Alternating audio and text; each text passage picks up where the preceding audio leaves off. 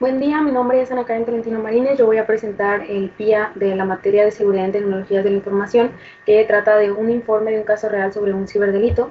El ciberdelito que yo escogí para tratar es el de difusión y producción de contenidos íntimos sexuales sin el consentimiento o autorización, que este está tipificado en la ley Olimpia. Y como caso real, elegí el de específicamente Karely Ruiz, que ahorita es una influencer muy reconocida por tener un canal en OnlyFans, pero antes de ser lo que es hoy, ella sufrió este delito, que en ese entonces no estaba tipificado. A los 18 años ella tenía una pareja a la que le compartió este tipo de videos y fotografías íntimas, y cuando terminaron él las difundió, lo cual se hizo pues un tema muy fuerte en todo Nuevo León, porque era como el pleno auge en que esto de las fotografías de ese índole estaban como muy de moda, por decirlo de una manera. Eh, Los riesgos socioculturales de este delito es, primero que nada, la normalización a la violencia digital, pues aquí se minimiza y comienza el problema, y comienza el pensamiento de ella se lo buscó, ya que pues tenemos esta cultura de siempre echarle más la culpa a la víctima que al victimario se le idealiza mucho. La estigmatización social, que la persona afectada es más juzgada por haber creado el contenido que el victimario por difundirlo, como les decía, pues es más normal que se les vea como héroes por haber sacado ese tipo de fotografías. El deterioro en la salud mental colectiva aumenta la ansiedad, la depresión, ideaciones suicidas y el aislamiento social de las víctimas, que esto también pasó con ella. Ella dejó sus redes por mucho tiempo y cuando, de hecho, ella platica en entrevistas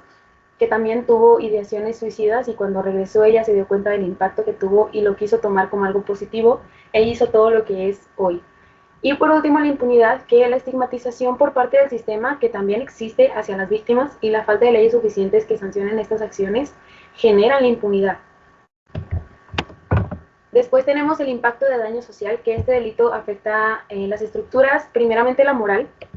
desde el momento en que se normaliza la violencia digital a la intimidad sexual de las personas, pues se comienza a ver por morbo, se le toma un gusto, una cierta diversión, y se deshumaniza a la víctima. Si que usualmente son mujeres, y si de por sí a la mujer siempre se le ha visto como un objeto más que como una persona, siempre se le ha visto como un objeto de consumo, pues con esto muchísimo más.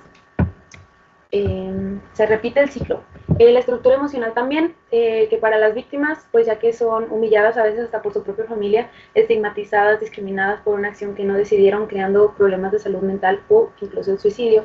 También cultural de una comunidad, que esto también afecta a las infancias que crecen con este tipo de violencia tan normalizado y con el morbo de ver y difundir este contenido no consensuado, porque si ya es muy normal verlo en videojuegos o en series de televisión, como que crecer con un papá, con un tío, con un primo que ha difundido o difunde muy usualmente este tipo de contenidos, pues hace que también repitas el ciclo. Asimismo, se limita a las mujeres, que son las víctimas más recurrentes, a vivir una vida en la que no se pueden expresar ni explorar de manera sexual con libertad,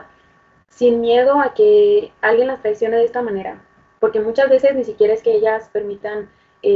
grabarse y después ellos lo suben, o sea, muchas veces las graban también sin que ellas se den cuenta y lo difunden. Y por último, se fortalece el pacto patriarcal existente entre los hombres al difundir este contenido, que esto se menciona más que nada porque sabemos que entre hombres es muy, yo te paso el de ella y tú me pasas el de la otra, o te lo voy a pasar pero no le digas a nadie, y entre ellos se cubren mucho, entonces este pacto patriarcal se mantiene y el siglo continúa. Después vamos a ver el triángulo de la seguridad de la información, que en la confidencialidad se rompe cuando el contenido íntimo privado es accedido, compartido o difundido sin el consentimiento de la persona involucrada, perdiendo la víctima el control sobre quién ve su contenido.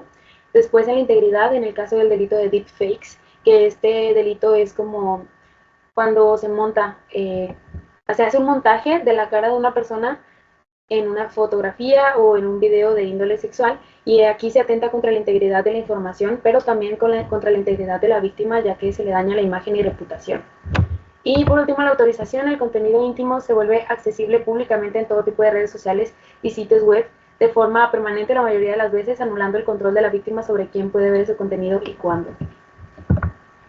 Después tenemos los resultados de la encuesta, que la primera pregunta es sobre el rango de edad, y aquí podemos ver que la mayoría tiene el mismo rango de edad, por lo que es muy probable que se vean las mismas, bueno, respuestas muy parecidas o experiencias muy parecidas también. La segunda pregunta son los ciberdelitos de intimidad sexual que reconozcas. Aquí está principalmente el de difusión no consentida de imágenes íntimas y el de sexting, que, bueno, el de difusión no consentida de imágenes íntimas, pues como somos del mismo rango de edad, crecimos con en esta misma época en donde esto era muy, muy usual. Después, ¿consideras que las personas conocen los riesgos de compartir contenido íntimo de índole sexual? La mayoría dijo que tal vez, la mayoría de las personas lo sabe. Y después, ¿sabes sobre alguna ley que sancione la difusión de contenido íntimo sin consentimiento? Y aquí todos mencionaron que la ley Olimpia, a excepción de 2 personas al parecer, que dijeron que no sabían. Después está, ¿conoces o conociste a alguien que haya sido víctima de la difusión no consensuada de imágenes íntimas? Y aquí la mayoría responde que sí, por lo mismo de que como es el mismo rango de edad o muy parecido, pues todos crecimos con una compañera en la secundaria o la amiga de la hermana de la prepa o ese tipo de situaciones, la vecina que le filtraron sus fotografías íntimas. Entonces es muy común que todos conozcamos a alguien o hayamos conocido a alguien que vivió esta situación. Después ha sido directamente víctima de la difusión de imágenes íntimas sin tu consentimiento. Aquí solo fue una minoría la que dijo que sí, pero esta minoría que dijo que sí, en la siguiente pregunta menciona que no denunciaron el hecho. Y en la pregunta 8 se pregunta qué fue lo que impulsó a denunciar o a no denunciar, y aquí la razón principal es la estigmatización por parte del sistema más que nada y la impunidad. Después tenemos la siguiente pregunta, que es si se cree que el sistema de justicia del Estado es confiable y seguro para las víctimas. Y aquí, aunque no responden como tal que no, tampoco responden un sí. Pues la mayoría de ellos responde que no, o esta cosa sí, pero esta no. Por lo que aquí se demuestra que no se tiene una confianza completa al sistema de justicia debido a las corrupciones, la revictimización, la impunidad, la humillación, entre otras cosas. Después,